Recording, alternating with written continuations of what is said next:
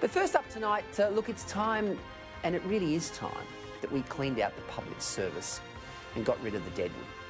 In Canberra and state capitals around the country, heads of departments should be tasked in this post-COVID era of cutting their numbers by a significant amount.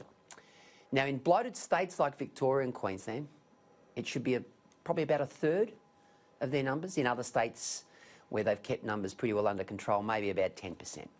Now, the savings for Australia in this post-COVID environment would be tens of billions of dollars. I'd also freeze their wages for at least 3 years. If the private sector is experiencing pain, so too should the bureaucrats. In private company boardrooms throughout the world, heartbreaking decisions are being made to cut their cloth, making a significant part of their workforce redundant. It's either reform or bust, pivot or perish. And if people are not losing their job, they're probably taking a solid haircut on their salaries. Yet in all the monetary maelstrom that plagues the private sector, the public service continues to grow. Certainly in Australia it continues to grow, as does their salaries. What is it with Labor governments and their obsession with the public service? They protect, they nurture, they encourage, they foster a culture of mediocrity that in many cases results in a toxic workplace.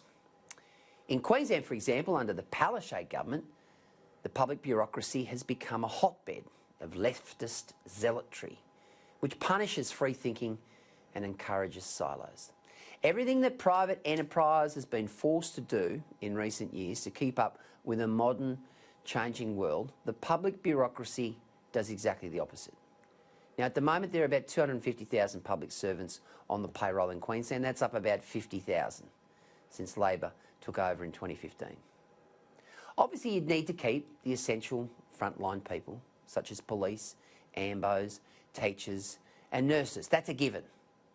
But if the government couldn't slash those numbers by a third of those others, they're simply not trying. That's why this so-called public sector wage freeze needs to be called out for what it is. It's not a wage freeze, it's a wage deferral.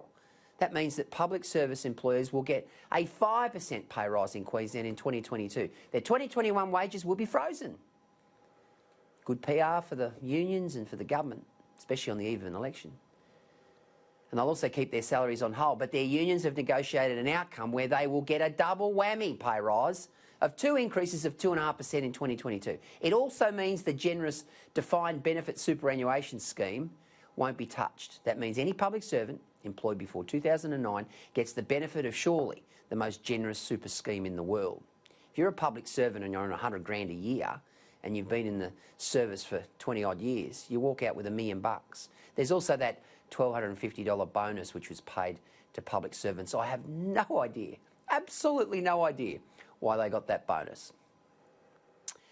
Now, throughout Australia, as the private sector burns, the public sector blossoms. These are workers who are protected by the bully boy unions who fund the campaign of Labor politicians in return for more and more employees being put on the public sector payroll, netting them, of course, greater union fees. It's a classic Ponzi scheme. And we're the mugs paying their wages.